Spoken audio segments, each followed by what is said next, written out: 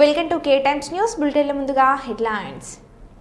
ఈదురు గాలులకు ధ్వంసమైన నూతనంగా నిర్మించిన చెర్లపల్లి రైల్వే స్టేషన్, కపిలతీర్థం ఆలయంలో భద్రతా దళాల మాక్ డ్రిల్, చట్ట వ్యతిరేక కార్యకలాపాలకు పాల్పడితే సహించం ఏసీపీ ఎం రమేష్, శ్రీ రేణుక ఎల్లమ్మ తల్లి విగ్రహ ప్రతిష్టాపన కార్యక్రమంలో పాల్గొన్న మాజీ మంత్రి ఎర్రబెల్లి, జనగామ జిల్లా పాలకుర్తి మండలం విష్ణూరు గ్రామంలో నకిలీ దేశగుర్పు మాయాజాలం. ఇక వివరాల్లోకి వెళ్తే, గోదార్కని 1 టౌన్ పోలీస్ స్టేషన్ పరిధిలోని ప్రశాంత్ నగర్లో చీమల తిరుపతిపై దాడి కేసులో నిందితుల అరెస్ట్ వివరాలను గోదార్కని ఏసీపీ ఎం రమేష్ పత్రికా సమావేశం ఏర్పాటు చేసి వివరాలను వెల్లడించడం జరిగింది. ఈ కార్యక్రమంలో CI Indrasena Reddy, SI Bhumesh, police సిబ్బంది పాల్గొన్నారు.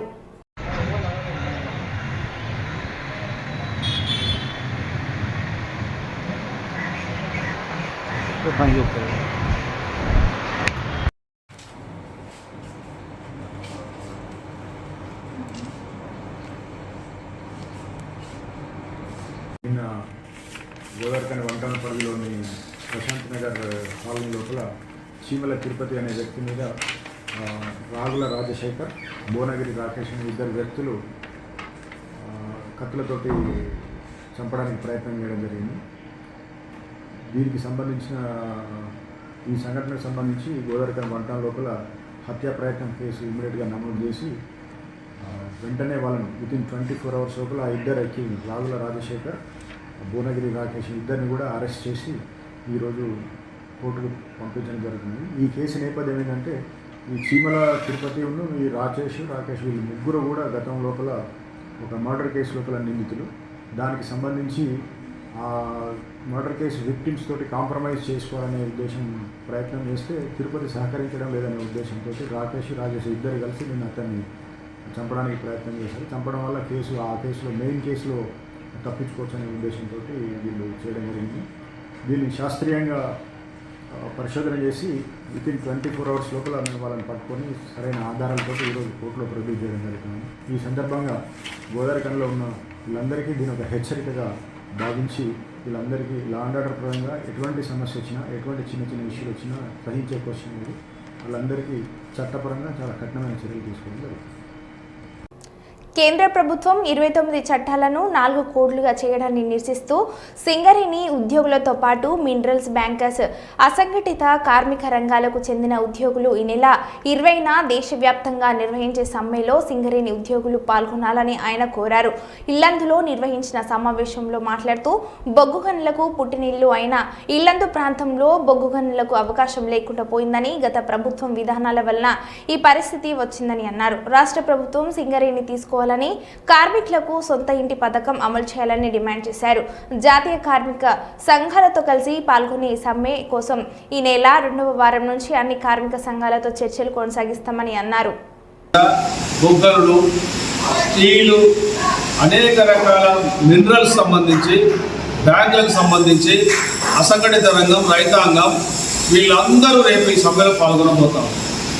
ఈ సమ్మె ప్రధాన ఉద్దేశం ఏదైతే 29 చట్టాలను 4 కోడ్లు చేసి అసలు కార్మికులకు హక్కు లేకుండా చేసి యజమానులకే పూర్తి హక్కు కల్పించే యొక్క సమ్మెను కార్మిక వర్గం అంతా వ్యతిరేకిస్తూ ఉన్నారు. ఇప్పటికే ప్రిపరేటరీ మీటింగ్లు జరుగుతూ ఉన్నాయి. రేపు ఈ సమ్మె అయితే సంఘం పెట్టుకునే హక్కు ఉండదు. రెండోది, ఒక కార్మికుడికి యాక్షన్ తీసుకుంటే కోర్టుకు పోకుండా సంప్రదింపులు చేయాలి తప్ప కోర్టుకు పోనే హక్కు లేదు.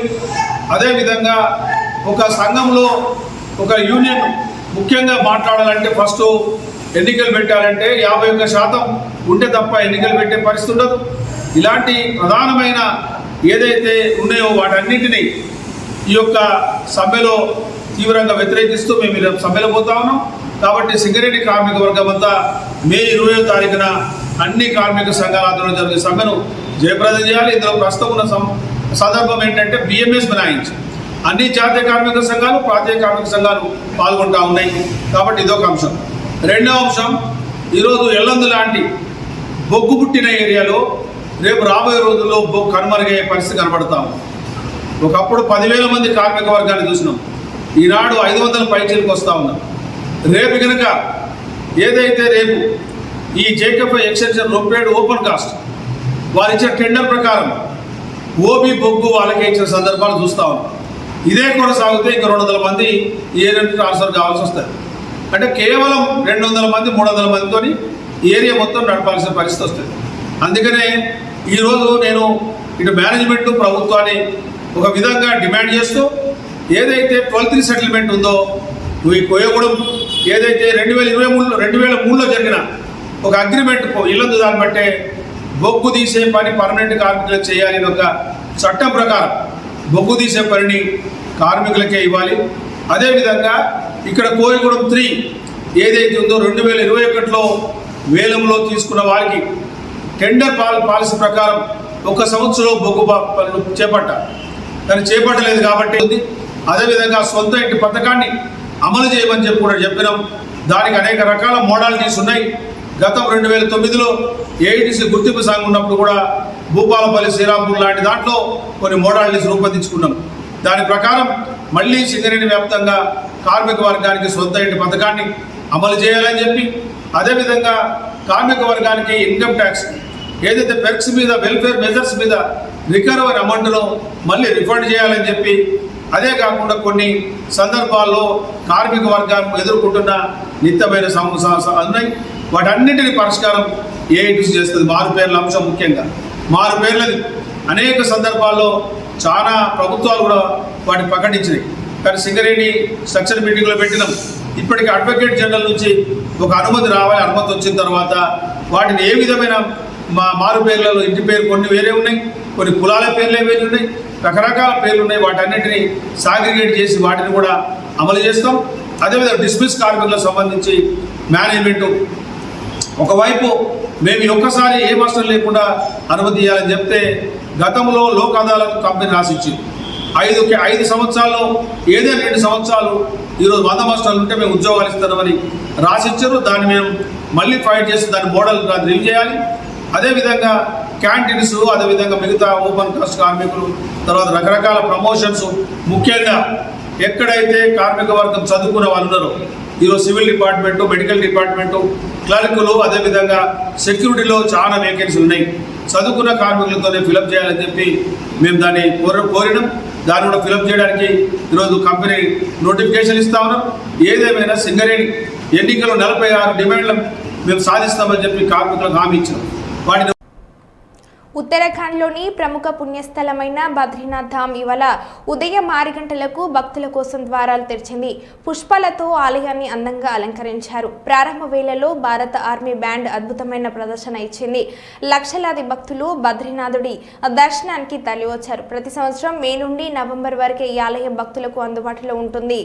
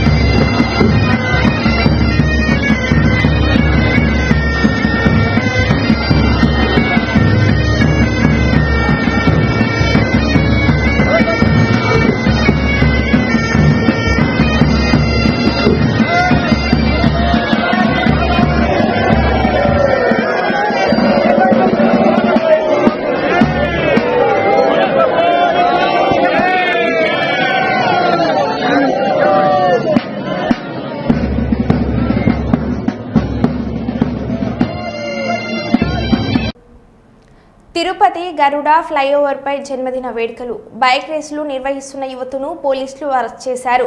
సోలార్ సిపి కెమెరాల ద్వారా ఫ్లైఓవర్పై పార్టీ చేసుకున్నట్లు గుర్తించిన పోలీసులు అక్కడికి చేరుకొని అందరినీ అదుపులోకి తీసుకున్నారు. వాహనాల వేగం వల్ల ప్రమాదాలు సంభవించవచ్చని పార్టీలు వాహన పార్కింగ్లకు వంతెనపై నిషేధమని పోలీసులు విజ్ఞప్తి చేశారు.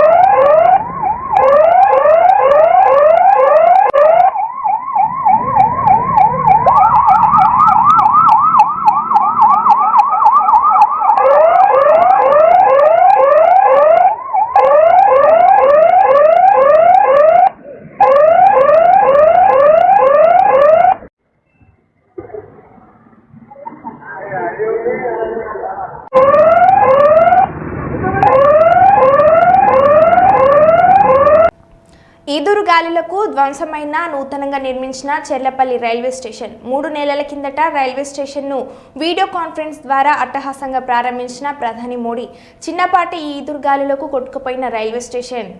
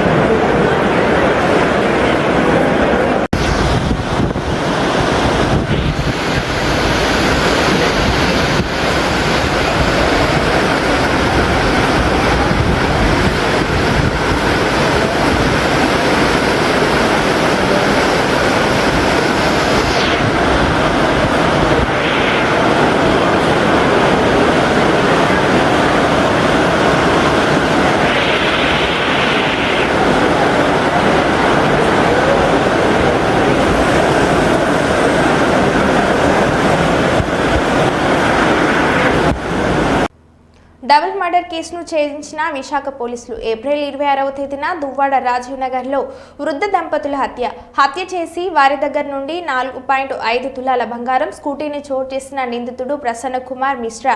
నిందితుడి నుంచి 4.18 లక్షల రూపాయలు స్వాధీనం చేసుకున్న పోలీసులు ప్రసన్న కుమార్ శర్మ ఇంటర్నేషనల్ క్రిమినల్గా పేరొందిన విశాఖ సిపి దుబాయ్ ఎమిరేట్స్లో నేరం చేసి 5 సంవత్సరాలు జైలు శిక్ష అనుభవించినట్లు చెప్పిన సిపి చూస్తే ప్రసన్న కుమార్ మిశ్రా అని తెలిసింది. Prasanna Kumar Mishra native of Odisha. అతని వైఫ్ అండ్ ఈ లేడీ డిసీజ్ ఇద్దరు ఫ్రెండ్స్. తర్వాత ప్రసన్న కుమార్ మిశ్రా గారి భార్య కోవిడ్ అప్పుడు చనిపోయారండి. కానీ ఆ పరిచయం మాత్రం ప్రసన్న కుమార్ మిశ్రాతో ఆ డిసీజ్ లేడీతో పరిచయం కంటిన్యూ అయింది. ఈ ప్రసన్న కుమార్ మిశ్రా బ్యాక్గ్రౌండ్ చూస్తే యునైటెడ్ అరబ్ ఎమిరేట్స్ అక్కడ ఒక పోలీస్ స్టేషన్లో అతని మీద కేసు ఉంది. అతను అక్కడ ఒక ప్రాపర్టీ అఫెన్స్ చేసి 5 సంవత్సరాలు అక్కడ జైల్లో ఉన్నాడు. తర్వాత 5 సంవత్సరాల తర్వాత అతను జైలు నుండి బయటికి వచ్చాడు. వచ్చిన తర్వాత ఇక్కడికి మన ఇండియాకి తిరిగి రావడం జరిగింది. ఇప్పుడు ఆ వ్యక్తి ప్రసన్న కుమార్ మిశ్రా కొన్ని అప్పు తీసుకున్నాడు వేరే వాళ్ళ నుండి. ఆ అప్పు తీర్చాలంటే ఆయన ఏం ప్లాన్ చేశారంటే ఈ లేడీ డిసీజ్ మేడా నుండి గొలుసు దొంగతనం చేస్తామని అనుకున్నారు. సో ఆ రోజు కూడా ఇంటికి వచ్చిన తర్వాత ఫస్ట్ మేడా దగ్గర అది నరికేసి తర్వాత గొలుసు లాక్కున్నారు. అప్పుడు ఆ లేడీ చనిపోయాడు. తర్వాత మళ్ళీ బయటికి పోతూ ఉంటే మరి మేల్ డిసీజ్తో కూడా స్కాఫల్ జరిగింది. అప్పుడు మేల్ డిసీజ్కి కూడా విచక్షణ రహితంగా స్టాప్ చేసి చంపేశాడు. ఆ క్రైమ్ వెపన్ అతను ఒక సూపర్ మార్కెట్ నుండి కొన్నాడు, స్వయం తీసుకొచ్చాడు. తర్వాత మళ్ళీ తీసుకెళ్ళాడు. ఆ వెపన్ కూడా మేము సీజ్ చేశాము.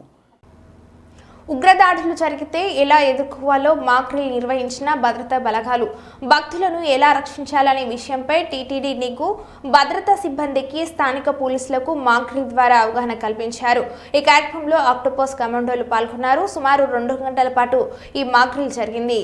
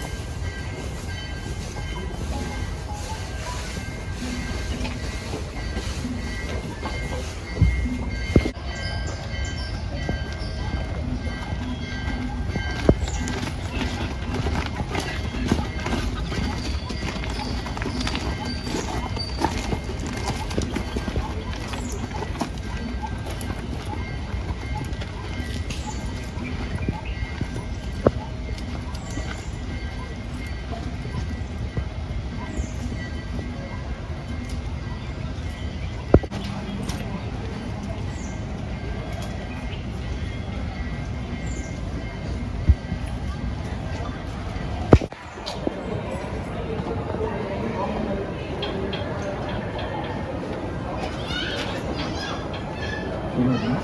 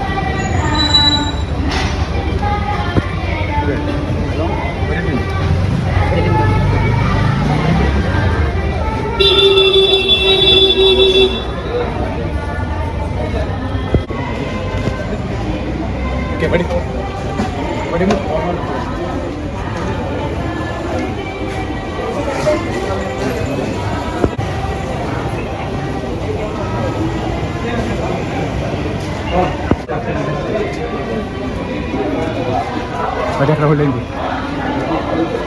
ఓం నమః శివాయ శ్రీ కపిలేశ్వర స్వామి దేవాలయంలో డేటా ఫ్రమ్ D5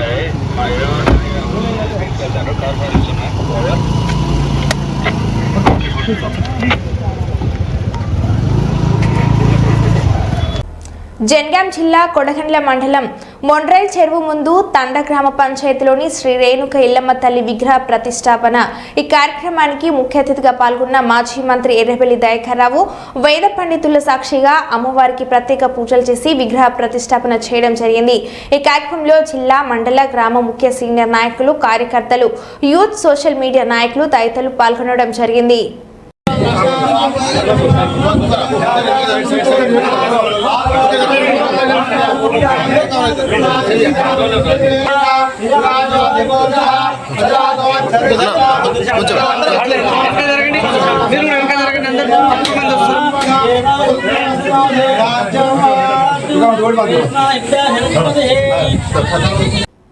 జనగామ జిల్లా పాలకుర్తి మండలం విష్ణూరు గ్రామంలో నకిలీ దేశ గురువు మాయాజలం దేశ గురువు పేరిట లక్షల రూపాయలు వసూలు చేసిన వైనం మోసపోయిన గ్రామస్తులు తలలు పట్టుకొని మా పైసలు మాకు ఇప్పేయండి అని వేడుకుంటున్న నకిలీ దేశ గురువు బాధితులు. అక్కడి నుండి పరారైన నకిలీ దేశ గురువు అనుచరులను పట్టుకొని పోలీస్ స్టేషన్ కు తరలించిన గ్రామస్తులు.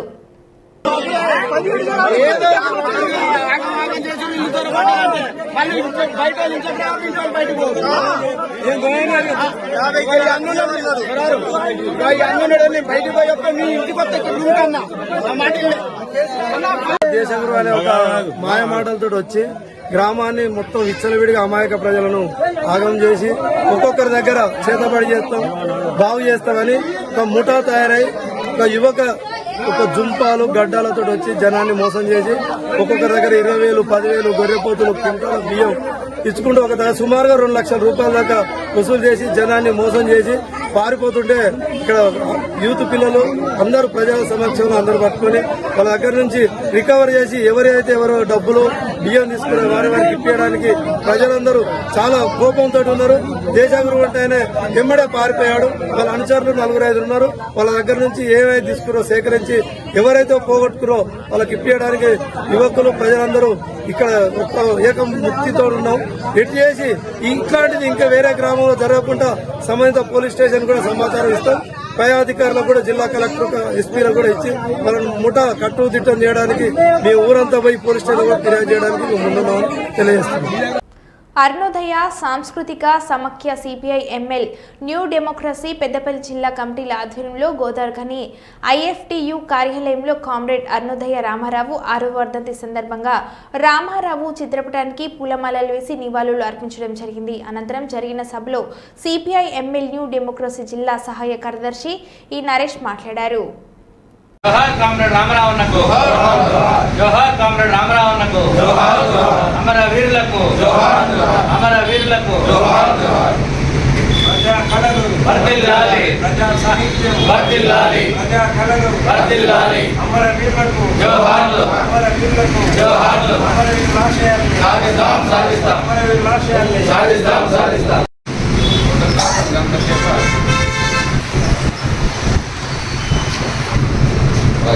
ఈరోజు అరుణోదయ రాష్ట్ర అధ్యక్షులైనటువంటి కామ్రేడ్ రామారావు మరణించి 6 సంవత్సరాలు కాబోతా ఉంది. 6వ స్మారక సభను నిర్వహించుకుంటున్నాం. కామ్రేడ్ రామారావు అన్న ప్రజల చైతన్యం కోసం అనేకమైనటువంటి కళారూపాలను నిర్వహించి ప్రజలు చైతన్యం చేసి ఈ ప్రభుత్వాలకు వ్యతిరేకంగా నిలిపినటువంటి ఒక గొప్ప కళాకారుడు.